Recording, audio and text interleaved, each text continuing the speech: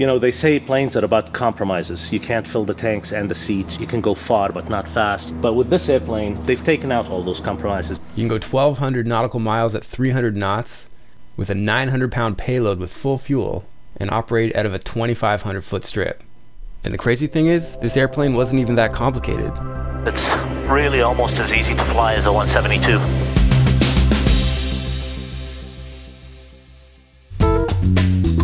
I need to get my American PPL issued. So I've got a meeting with the FAA in Rochester. A friend offered me an awesome alternative to flying a 172 around Lake Ontario on a winter day with a risk of icing. Not everyone can have a hangar full of Ferraris and a TBM850 as a personal airplane. So Osama's in a unique position. He's a private pilot with a ton of ratings, but he's an av geek at heart, and he was excited to teach me all about his airplane. There was some time sensitivity to make my appointment, so going VFR wasn't feasible, and even IFR in a 172 wasn't going to cut it with the icing risk. I have 2 checklists if you want to follow along with me. I've seen single-engine piston planes with more complicated checklists than this, so I didn't include these checks in real time. Startup is the unique thing with this airplane, so I left that uncut. This would have been an epic journey in a 172 going around Lake Ontario. So it was fun to look at the direct route, and I excitedly prepared the night before and got the data updated and packed up in ForeFlight. Okay, X-ray in the ND is cleared to the Rochester Airport. Oshawa 2 departure, flight plan route, runway 30 squawk 0544. X-ray in the India, ground read back, correct, advise, ready to taxi. It'll be a couple minutes for engine start, and we're going to be coming out of Tango 2. Roger. And regardless of the weather, we're going IFR today. I quickly realized that you're not going to get anywhere with a VFR only. No, that's right. That's exactly why we did this today. That's my problem. Yeah. This keyboard really makes it handy, especially when you have a big flight plan. We don't today, but when we do. Yeah. This is my warning to my passengers to keep their... Yeah, that works. The most critical thing with the turbine engine is the start. You really could wreck your day if you have a hot start. So it has a PT6 66D, an 850 shaft horsepower engine. This is the front of the engine. It's actually reverse flow, so the air comes through the intake over here, makes a U-turn, and then goes into the compressor section. And then after the compressor section, there's 2 power turbines that power the propeller. And the propeller is not mechanically linked to the jet engine, right, effectively. There are 2 reduction gearboxes. The first one in the front to reduce 30,000 RPMs down to 2,000 for the propeller. And then there is another reduction gearbox in the back to drive all the accessories. So backup alternator, the air conditioner, and the starter generator, and that's the battery. So it's as simple as that. Yeah, it looks really clean and simple, not like a piston engine. Yeah, in a turbine engine, everything rotates in the same direction, as opposed to a piston engine where things are reversing direction thousands of times a minute. Yeah. Okay, voltage is good. All these places. Short ground, good day. It's Cherokee Foxtrot Alpha Bravo Sierra. That was Fox Alpha Bravo Sierra coming ground. We wait for the NG to get to 13%. Alpha Bravo Sierra ground. Ground Alpha Bravo Sierra Tango 1, like to go to main apron, please. Alpha Bravo Sierra ground, taxi by Delta. Alpha Bravo Sierra. Introduce the fuel.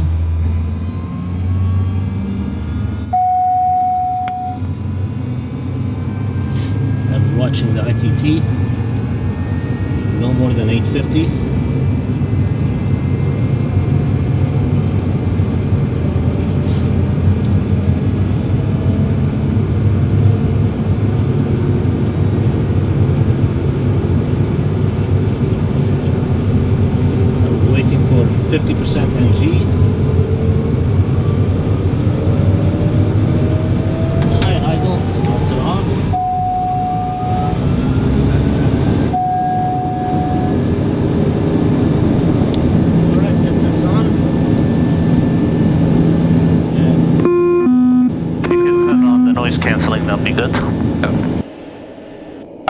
Simpler than I thought it would be.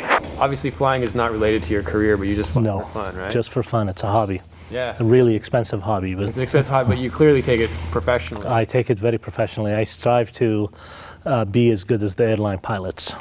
When you taxi with this airplane, it produces so much thrust at idle that you have to be in the beta range while you're taxiing to avoid riding the brakes. If you leave it in idle, it will accelerate to about 35 knots, which is too fast for taxi. As you can see, the plane is equipped with synthetic vision. That's very cool. You have to feather the prop twice. The only thing you have to do. And we have to test the de-ice equipment.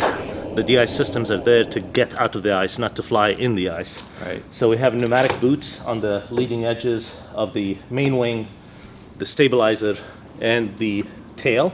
Yeah. We also have a heated propeller, heated front windshields, both pilot and co-pilot, heated pitot-static tubes, and a heated stall warning. So if you look out the right window, See the boots go? yeah, you'll see the boots go. I can see that. And then you'll see the inside ones go. Alpha X-ray and India, Ashwatar, line up and wait for the IFR release runway 30. Line up and wait on 30 X-ray India. So in a sense, this plane is very capable. In another sense, it's really almost as easy to fly as a 172. I was amazed by that start process. I thought it was going to be a lot more complicated than that. I guess if it goes smoothly, it's good. If it goes badly, if you get a hot start, what do you do?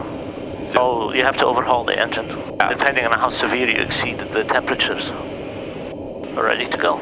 Just make sure you stay away from the pedals as much as you can. It's okay, you can I'll just rest them. Indian Tower through 2,000 feet, contact Toronto Center 133.4, wind light and variable from the southwest, clear for takeoff, runway 30. Clear for takeoff, contact departure through 1500 X-ray India.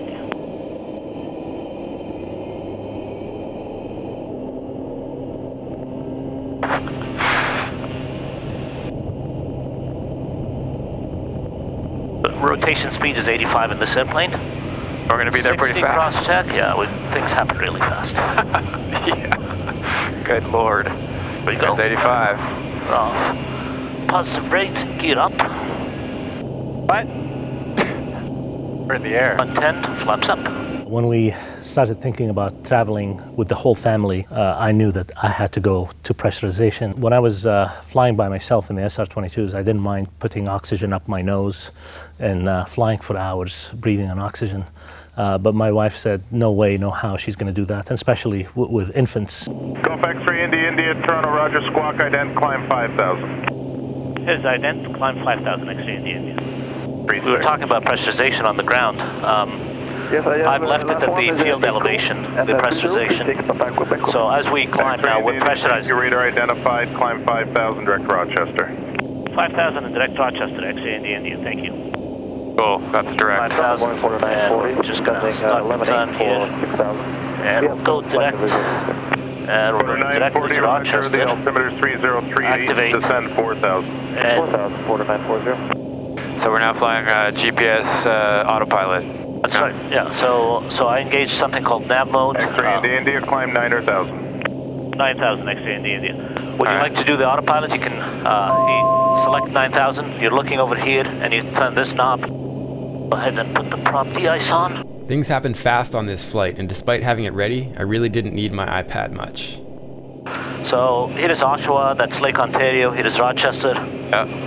It's going to be a very quick flight today. Yeah. We're climbing at 2,000 feet per minute right now. A friend of mine tweeted me this morning that he got 1,000 rate in his 172 this morning. I said, I think I'm going to beat that a little bit later today. Continue left turn. Now we're good, 2,400 now. Alright, 060 with the IFR Porter 723. She's just happy climbing at 2,400 feet per minute. Porter 723, contact Toronto departure 128.8, advise them. As you can see, we started talking about this, we got interrupted. The cabin altitude is 1,100 feet. Right. While our actual altitude is 9,000 feet, so that's why you want to get India, contact Toronto for hire on 124.902. Good day. 12492 X-ray India. Just a reminder to go to flightchops.com to win the monthly contest. Toronto, good morning. TBM Charlie Golf X-ray India 9,000. X-ray India, good morning. Altimeter 3035. 3035 X-ray India. Yeah, so our ears did not pop because we have a cabin altitude. Exactly. And you can see that there's a 3.4 psi pressure differential What does that mean? It means every square inch of the airplane has a force of 3.4 pounds pushing at it. Right. Just the pressure differential between the inside and the outside. You know how you put 20 psi in your tires? Yep. That's the same concept. Right. Feels really nose down, but that's level, eh? The level in this plane is actually nose down. It doesn't feel nose down, it is actually nose down. It's about 3 degrees nose down. But that's the way the plane is designed to cruise. Great visibility. Yeah. And as you can see, we're still accelerating. We're at 212 indicated, or 247 true airspeed. Right. 250 knots true airspeed at 9,000. We can go about 310 at 26,000 and 300 at 31,000. Awesome. We'll be in Rochester in about 13 minutes. That's ridiculous. All right, let's get prepared for our arrival. That really, eh? I'm going to go on COM 2 and listen to the ATIS quickly. Rochester, Nation, Foxtrot, time 155. We picked up the ATIS and reviewed the NOTAMs, but I trimmed that for time. They're advertising ILS runway 4 and landing and departing runway 4. So we're just for now going to load the approach. We also briefed the approach plate, of course, and that's the sort of thing that I'll include in the Patreon version. That's amazing, how fast we're getting across Lake Ontario. Our ground speed right now is 277 knots. That's awesome. 3000, turn right direct Jamestown. How you doing back there, Brock? You alright? I'm doing well. Alright, just checking in. So we're in the middle of Lake Ontario right now.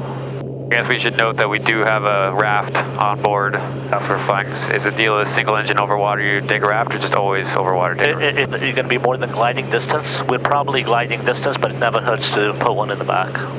Charlie Golf, X-ray India, descend and maintain 5,000. 5,000 X-ray India. Would you like to do that? So select 5,000. I'm going to reduce power here to slow down it just a bit.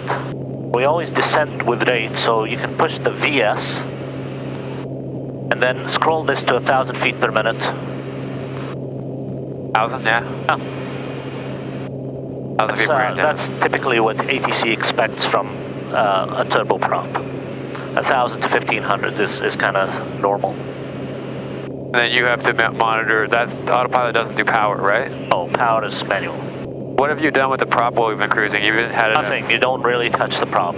It stays at 2,000. Some pilots feel that there is noise reduction, but with the Bose headsets these days, you really, you know, I mean, there's no need. Oh.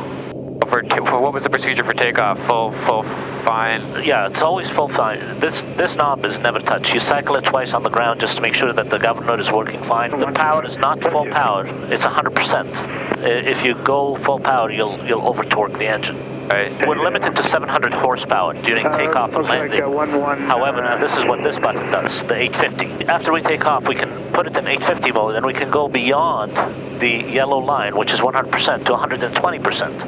Mathematically impossible, but okay. Yeah, so it's 850 horsepower versus 700 horsepower. Right. We cruise at 120, take off at 100, right, and do an ILS at 25%. Oh, there's the other shoreline. X-ray India, contact Rochester approach 123.7. 1237, X-ray India.